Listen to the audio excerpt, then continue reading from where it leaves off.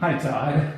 Hi Phil, how you doing today? Good, good. So this is an interview for Dynamic Search Consulting, an executive search firm in the Bay Area, in Okay. San Jose, in Silicon Valley. And I have a few questions to ask, and I thank you for hosting this interview and being the cool host. Not a problem. Anytime.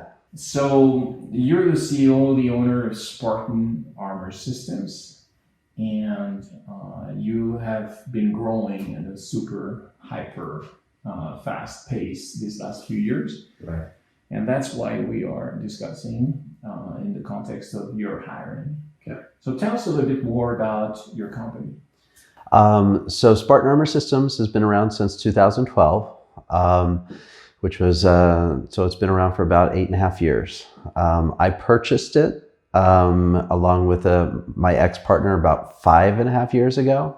And we took it out of a garage in Vail, Arizona, and then initially moved it into a 1,200 square foot facility that shared space with a truck lining business that did spray on truck bed liners.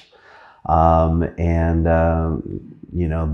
goal was to scale the business to see how big we could get it. And, at the time it was me and another employee. And we have since 39 employees currently here at Spartan Armor Systems. Fantastic growth. Yeah. So my first question to you is from your perspective as the CEO of this company and a big picture standpoint, what have been the top major challenges your business has faced to date, and how have you handled them?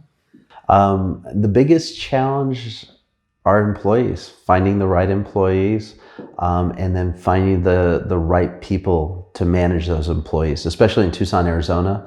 The hiring pool of people in Tucson for low level jobs, it's fine, but for high level jobs, it's really hard to find good qualified people with experience within our industry, which is manufacturing and e-commerce. So it's been quite a struggle in finding those people, and a lot of people that I've hired, have been smart people and been able to kind of learn,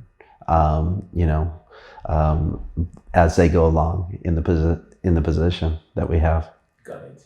So when you added a C-level partner like a CEO or a CFO to Spartan Armor, what skills or relationship did you see the business was missing to take it to the next level? The biggest concern of mine initially was my financials. As you grow, you need to loan money, borrow money from banks and things of that nature. And so I needed to find somebody that understood the financials and could set up my systems so my financials were clean. And so about 2.5, 3 years ago, I did a search for a CFO. The way that I initially did that was through LinkedIn and through Indeed. And in the long run, I ended up going through just kind of a referral type network for a company that outsourced CFO services. They had a person that they had just brought on, and they were going to outsource work to him. And she thought he would be a good fit for a full-time position with us.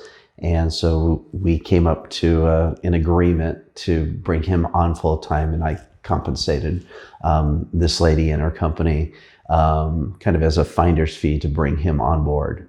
And so he was tasked at, making our systems all work together, making our e-commerce sites work together, our B2B dealer e-commerce website work, and then bringing those all into QuickBooks, which we currently still use, and making sure that those numbers are correct.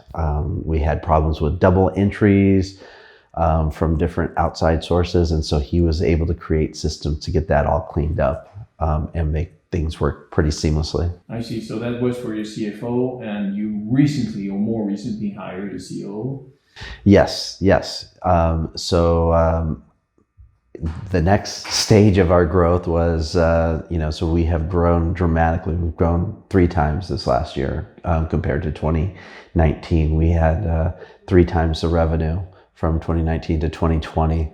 And so now my problem was finding somebody that could manage the manufacturing team and bring on a second and third shift if needed. And looking at the way that we do things as far as our processes for manufacturing and figuring out a better way to do that. And so I felt, what a better way to do that than to bring somebody in from outside the industry that could take a holistic approach and look at things a little differently and make recommendations on how to do that. So currently we run a second shift to keep up with the volume, and that's worked out well. So it's allowed us to keep lower lead times than everybody else in our industry and get ahead of what we need as far as raw materials and things that we get from overseas.